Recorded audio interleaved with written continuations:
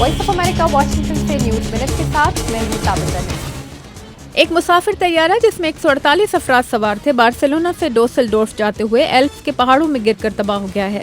France کے صدر اولانڈ نے خدشہ ظاہر کیا ہے کہ حادثے میں کسی کے زندہ بچنے کی امید کم ہے کیونکہ جائے حادثہ دشوار گزار پہاڑی علاقے میں ہے۔